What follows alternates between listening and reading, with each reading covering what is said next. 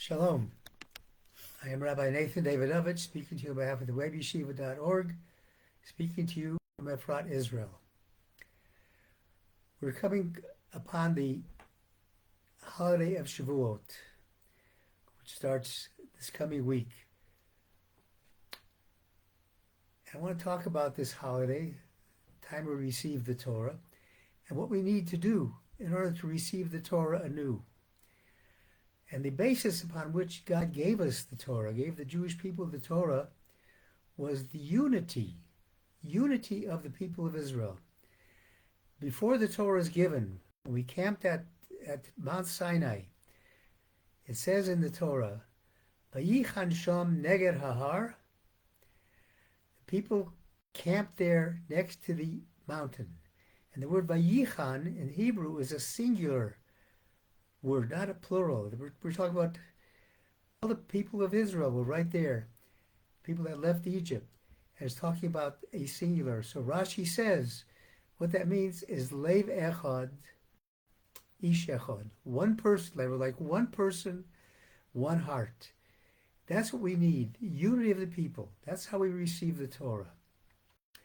And in this week's Parsha of Bamidbar, there's another count, a census taken of the Jewish people.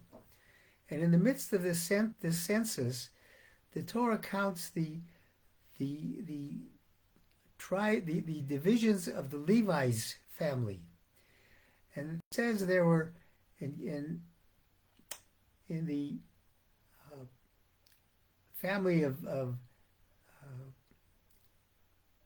Levi, there were 2,630 men in Gershon's family, 3,200 men in Merari's family, and 2,750 in Kohos's family. And then the Torah gives us the subtotal. It says the tally means 8,580. So the Midrash in Parsha Noso says that they were counted separately and then combining them in the total so that the Torah shows us that God loved them all the same. And B'nai Yisachar, and this is as set forth in the weekly Torah of Rav Biderman, Rav Elimelech Biderman.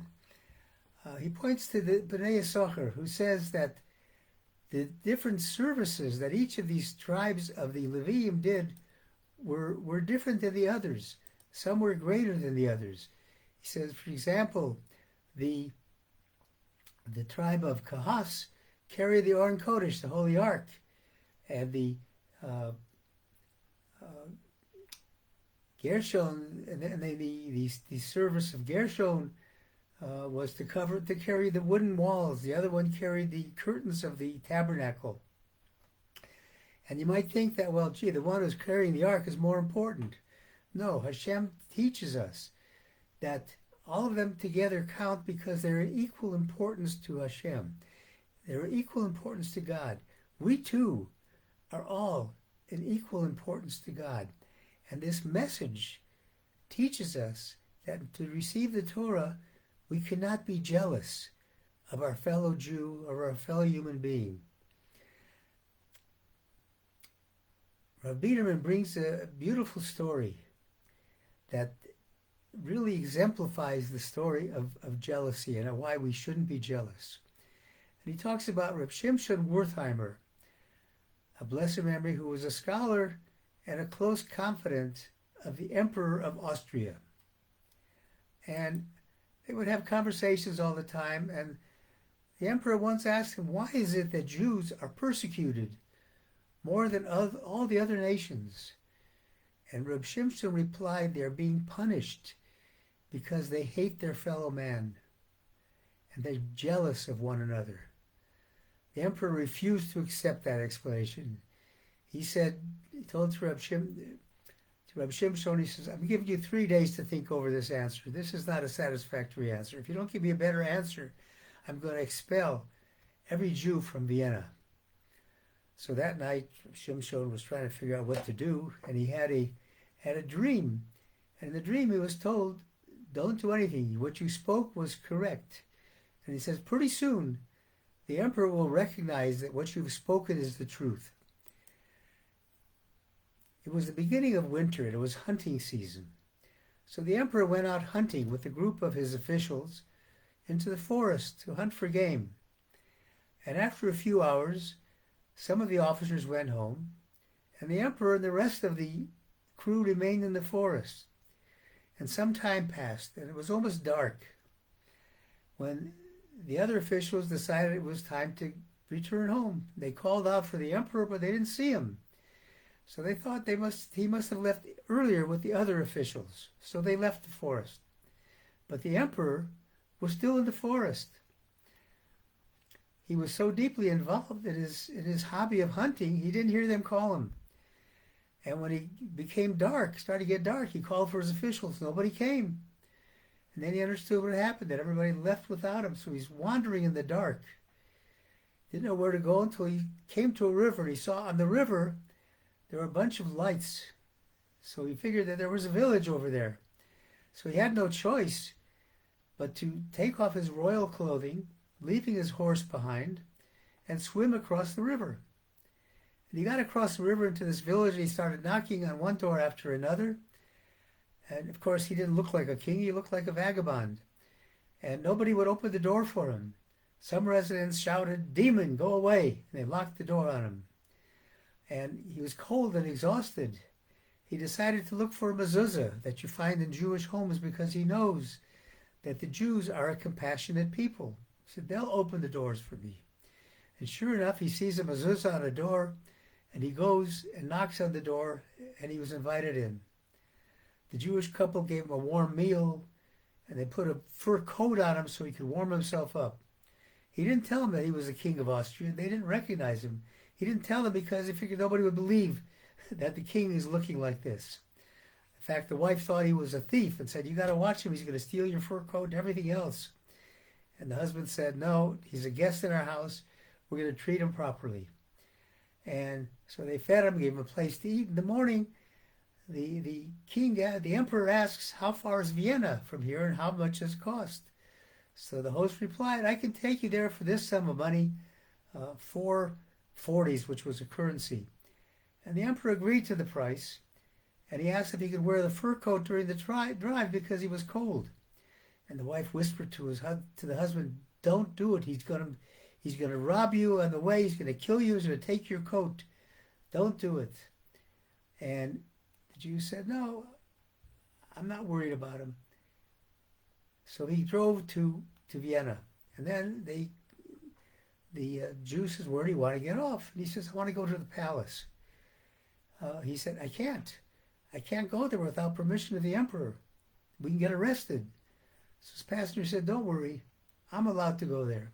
So the Jew drove up to the palace, parked his wagon right in front. The emperor jumped out and went right inside the palace. The Jew was shocked. He said, "My wife was right. He left with my fur coat. He didn't pay me for the trip, and he took my coat." So he turned the wagon around to leave, being very disheartened. And he felt it was dangerous to be on these grounds because he could be arrested. He's not supposed to be there. But an armed soldier blocked his way and said, "The emperor wants to see you." So the Jew was led into the office of the emperor. And by this time, the emperor had changed clothes and put his royal garments on. He looked very different. And the emperor said, "Do you recognize me?" And the Jew said, "No, I never had the privilege to meet the emperor before." But the emperor says, "I know you, and I even know what your house is like," and describes his house to him. And the Jew was shocked. "Who can compare to the emperor's wisdom?" he said. He says, "It isn't wisdom.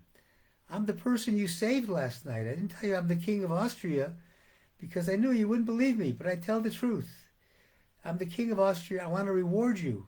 And because you invited me to your house when nobody else would, and you served me a warm meal and gave me your coat to wear and drove me here, ask for whatever you want, I will give to you." So the Jew stood in silence and couldn't come up with an answer. He says, "If you ask me for a forest, I'll give you a forest. If you want a whole city, I'll give you a city. Just ask for what you want." And he says, and the Jew remained silent. And finally the emperor said, "Look, if you don't tell me what you want, I'll give you the forest, something we agreed on, and that'll be it." So the Jew says, "Okay, well, there is something that I want. I'm a traveling merchant. I go from town to town selling my wares. Recently, somebody came to the towns I go to, and he starts selling the same merchandise that I sell, and he's taking away my livelihood. Please issue an order that this person is no longer allowed to sell his wares. The king said, yes, your request is granted, but you must know that this is a foolish request. You lost a golden opportunity. You could have asked for so much more, but because of the jealousy of somebody making more money than you, of your competitor, you couldn't ask for the right thing. You couldn't get rid of your jealousy. And the emperor then called Rabbi Wertheimer. He said, now I know you're correct. The Jewish people are punished because of their hatred and their jealousy. And Rabbi Meir of Przemyslan will tell this story every year before reading the Torah on Shavuot morning. Because in order to receive the Torah, we need love and unity. And jealousy and hatred are contrary to what the Torah wants us to do. So I urge all of us as we come into Shavuos to once again be united towards each other, love each other, let hate be removed from our souls and from our actions. Thank you for listening. On behalf of the Web Yeshiva, I wish everybody a Shabbat Shalom and a Chag Sameach.